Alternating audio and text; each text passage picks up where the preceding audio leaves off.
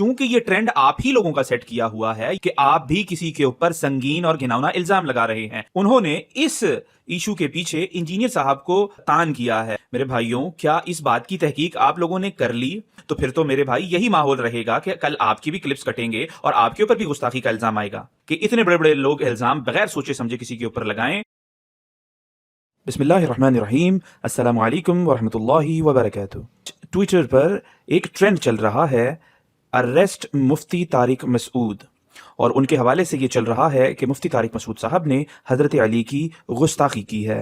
तो क्या वाक़ईतन मुफ्ती तारिक मसूद साहब ने हज़रत अली रज़ियल्लाहु ताला अन्हु की गुस्ताखी की है? कतन ऐसा नहीं है। मेरे भाइयों, मुफ्ती तारिक मसूद साहब से हम हज़ार इख्तिलाफ रख सकते हैं, लेकिन उनके बारे में ये कहना या अहले सुन्नत उलमा के बारे में ये कहना कि वो सहाबा किराम अलैहिम रिदवान की कोई गुस्ताखी करते हैं या कर सकते हैं, और वो भी इस लेवल के जो हैं वो सहाबी हों जो खुलफा राशिदीन में हों, अशरा मुबशरा में हों, नबी अलैहिस्सलातु वस्सलाम के दामाद हों, उनके बारे में ये कहना कि मुफ्ती तारिक मसूद साहब ने हज़रत अली की गुस्ताखी कर दी, तो यकीनन 100% ये बात गलत है। हुआ कुछ यूं कि वो हज़रत अली और हज़रत फ़ातिमा के निकाह के हवाले से गुफ्तगू कर रहे थे और उसमें जहेज़ उनका टॉपिक था। वो वहाँ से गुफ्तगू करते करते अचानक हमारे लोकल जो लोग होते हैं और उनके दरमियान जो शादी ब्याह के मामले में ख़राबियाँ होती हैं या जहेज़ की लालच होती है या बेजा डिमांड होती है, उसके ऊपर गुफ्तगू करने लगे, और वो बात आपस में जो है वो एक साथ हो गई इकट्ठी। तो सुनने वालों को शायद ऐसा लगा कि वाक़ईतन मुफ्ती तारिक मसूद साहब ने हज़रत अली की गुस्ताखी कर दी है। तो मेरे भाइयों, ये कतन ऐसा नहीं है।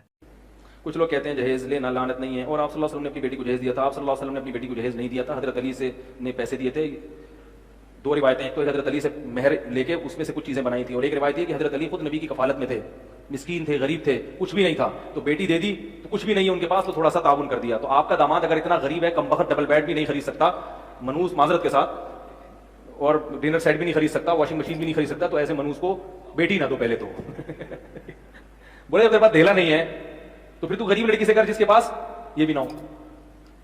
क्योंकि मैं उसको मनूस इसलिए कह रहा हूं, कमबख्त है कुछ भी नहीं, मगर हाथ कहां मारेगा।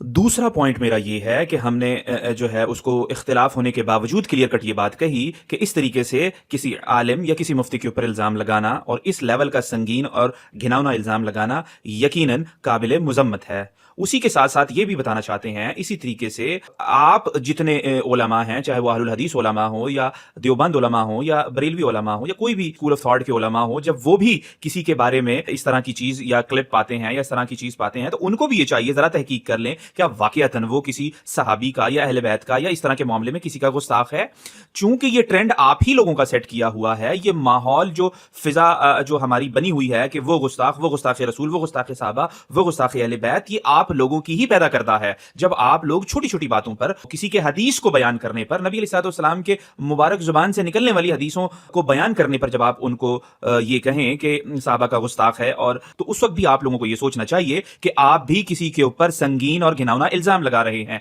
ये माहौल आप लोगों ने पैदा किया है, और अफसोस के साथ हमें यह कहना पड़ रहा है कि मैसेज टीवी ने भी और हिशाम इलाही ज़हीर जो अहलुल हदीस के आलिम हैं, उन्होंने इस इशू के पीछे इंजीनियर साहब को तान किया है, इंजीनियर साहब को मोरिद इल्जाम ठहराया है। मेरे भाइयों, क्या इस बात की तहकीक आप लोगों ने कर ली? क्या आप लोग फिर दोबारा वही रवैया रख रहे हैं जिसका आप खुद इफेक्टिव बन रहे हैं? जिस माहौल के पैदा करदा आप खुद हैं, वही चीज जब अपने ऊपर आई है तो आप लोगों की के हवास बाख्ता हो गए हैं। जब दूसरे के ऊपर आप इल्जाम लगा रहे हैं, दूसरों को गुस्ताखे साहबा कह रहे हैं और हदीस बयान करने पर कह रहे हैं, नबी अलैहिस्सलातु वस्सलाम के फरामीन बयान करने पर आप गुस्ताखी कह रहे हैं, तो फिर तो मेरे भाई यही माहौल रहेगा कि कल आपकी भी क्लिप्स कटेंगे और आपके ऊपर भी गुस्ताखी का इल्जाम आएगा। जब आप किसी को कहते हैं कि ये सहाबा पर भौंकने वाला है, जब आप किसी को कहते हैं ये रवाफिज का आलाकार है, जब आप किसी को कहते हैं ये रावजी है और शिया है, जब आप ये कहते हैं कि ये ईरान के टुकड़ों पर पलने वाला एजेंट है, ये रावदियों के गंदे नुत्फे की पैदावार है, जहन्नम का इंजीनियर मिर्जा मोहम्मद अली नीम रावदी है, दुश्मन है सहाबा का, भौंकता है सहाबा। रावदियत के पैसों पे पलने वाला, ईरान के टुकड़ों पे पलने वाला ये जानवर सहाबा के बारे में अपनी जुबान गंदी दराज करता है, और हकीकत में इसका मन पलीत है, इसके मानने वाला इससे बड़ा पलीत है। तो इनकी किताबी नहीं है, तो दुनिया का सबसे बड़ा फसादी है, जिसका काम जिसको वक्त को बिठाया गया सहाबा के खिलाफ भौंकने के लिए। तो क्या आप समझते हैं कि जब आप ऐसी फिजा कायम कर देंगे कि इतने बड़े बड़े लोग इल्जाम बगैर सोचे समझे किसी के ऊपर लगाएं, तो फिर आप क्या खुद इससे बच जाएंगे? हरगिज़ ऐसा नहीं होगा। फिर आप भी कभी ना कभी उसके जद में आएंगे, और जिस तरीके से आप उनके जद में आ चुके हैं। ہم اس چیز کی کھلے الفاظ میں شدید مذمت کرتے ہیں جو لوگ مفتی طارق مسعود صاحب کو حضرت علی کا گستاخ کہہ رہے ہیں اور ان کو گرفتار کرنے کا ٹرینڈ چلا رہے ہیں. اسی کے ساتھ ساتھ ہم اس چیز کی بھی شدید مذمت کرتے ہیں جو لوگ یہ کہہ رہے ہیں کہ اس مسئلے کے پیچھے، اس چیز کو وائرل کرنے کے پیچھے انجینئر صاحب کا ہاتھ ہے. تو ہم اس چیز کی شدید مذمت کرتے ہیں کہ بغیر کسی دلائل اور ثبوت کے ان کے اوپر جو الزام لگایا جا رہا ہے یہ بالکل کنڈیم کرنے والی چیز ہے. اور ہم اس چیز کی بھی مذمت کرتے ہیں کہ جب آپ انجینئر صاحب کے اوپر الزام لگاتے ہیں، جب آپ انجینئر صاحب کو گستاخ صحابہ کہتے ہیں، ہم ان تمام چیز کی مذمت کرتے ہیں. ہم یہ سمجھتے ہیں کہ تمام مسائل چھوٹے ہوں یا بڑے، تمام کے تمام مسائل جو قرآن و سنت میں آئے ہیں اس کو ڈسکس کرنے میں کوئی حرج نہیں، لیکن اس چیز کو ملوز خاطر رکھنا چاہیے کہ اس میں انبیاء علیہ السلام کی گستاخی نہ ہو، اس میں صحابہ کرام علیہ رضوان کی گستاخی نہ ہو، اس میں اہل بیت علیہ السلام کی گستاخی ہرگز نہ ہو. اور یہ جو ایک گستاخی کا بلیم گیم ہے، کسی کو گستاخ رسول کہنا، کسی کو گستاخ صحابہ کہنا، کسی کو گستاخ اہل بیت کہنا، یہ قطعاً یہ ٹرینڈ ختم ہونا چاہیے. ہر انسان کو حق حاصل ہے کہ وہ ادب کے دائرے کے اندر رہ کر جو چاہے کتاب و سنت کے اندر چیزیں آئی ہوں اس کو ایڈریس کرے، اخلاقی روایات کی پاسداری کرے، اور اللہ کے رسول علیہ الصلوۃ والسلام ہو، صحابہ کرام ہو یا اہل بیت ہوں، ان کی ناموس کے اوپر کوئی حرف نہ آئے یا ان کے اوپر طعن و تشنیع نہ ہرگز کی جائے.